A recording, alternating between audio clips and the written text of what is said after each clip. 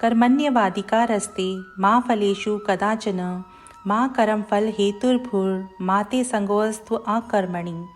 केवल कर्म करना ही मनुष्य के वश में है, कर्म फल नहीं। इसीलिए तुम कर्म फल की आसक्ति में ना फंसो और अपने कर्म का त्याग भी ना करो। अधिकार शब्द का अर्थ है योग्यता, सामर्थ्य, शक्ति, सुविधा, अधिकृत क्षेत्र, प्राथमिकता, विकल्प, नियंत्रण आदि।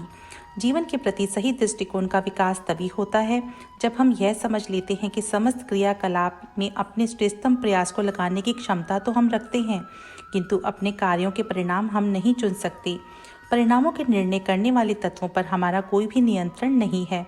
यदि प्रत्येक व्यक्ति को अपने कर्मों के परिणामों के चयन की शक्ति दी जाती या उनकी समस्त इच्छाओं की पूर्ति की क्षमता उन्हें मिल जाती तो संसार का कारोबार ना चलता। हर व्यक्ति को जीवन में अपना कर्तव्य विशेष करने की शक्ति और क्षमता दी गई है, पर अपेक्षित परिणामों को चुनने के लिए कोई स्वतंत्र नहीं है।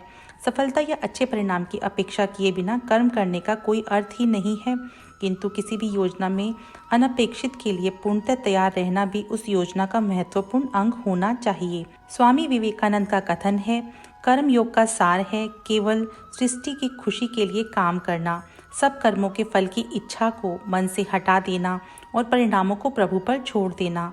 अपने कर्म के फलों का व्यक्तिगत भोग करने का चिंतन किए बिना प्रभु के निजी सेवक के रूप में अपनी अधिकतम क्षमता के अनुसार अपना कर्तव्य करते रहो। सफलता में सबसे बड़ी बाधा है कर्म फल के प्रति भावनात्मक रूप से लिप्त होने के कारण असफलता का भय, क्योंकि इस भय के कारण मन की स्थिरता के सतत भंग होने से कार्य क्षमता का क्षय होता है। अतः कर्तव्य को लिप्तता के साथ पूरा करना चाहिए। परिणाम की चिंता किए बिना कठिन परिश्रम करने से किसी भी काम में सफलता मिलना सुगम हो जाता है। कार्य तभी अधिक क्षमता से किया जाता है जब मन चेतन या अवचेतन अवस्था में कर्म के अच्छे या बुरे परिणाम की चिंता में सतत नहीं होता। इस तथ्य की खोज जीवन में व्यक्ति को स्वयं करनी पड़ती है।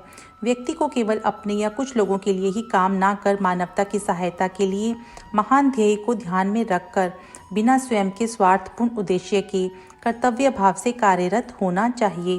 स्थिर प्रतिज्ञता और आध्यात्मिक प्रगति निस्वार्थ सेवा में निहित है, जबकि स्वार्थ भावना से किया गया काम कर्म के बंधन और निराशा को जन्म देता है। महत्तर उद्देश्य के लिए निष्ठापूर्वक की गई निस्वार्थ सेवा इहलोक और परलोक में शाश्वत शांति और सुख की ओर ले जाती है। व्यक्ति के अधिकार की सीमा कर्तव्य करने के बाद ही समाप्त हो जाती है। वह कभी भी फल के उपवन में प्रवेश नहीं करती। शिकारी का नियंत्रण मात्र बाण पर है, शिकार पर कभी भी नहीं। जब व्यक्ति के मन में विजय के सुख की कामना नहीं होती, तब वह पराजय के दुख से भी प्रभावित नहीं होता। कर्मयोगी के लिए सफलता के हर्ष या असफलता के शोक का प्रश्न ही नहीं उठता, क्योंकि उस कर्म फल के सुख भोगने की प्रतिज्ञा किए बिना सेवा पथ पर अग्रसर रहता है।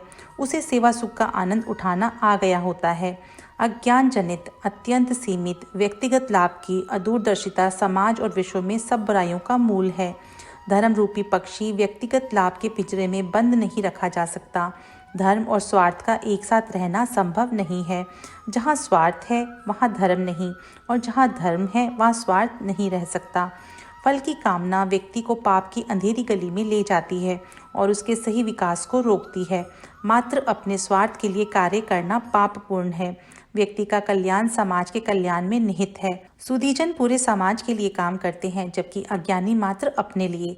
तत्वज्ञानी व्यक्तिगत लाभ की परछाई अपने कर्तव्य के मार्ग पर कभी नहीं पड़ने देता।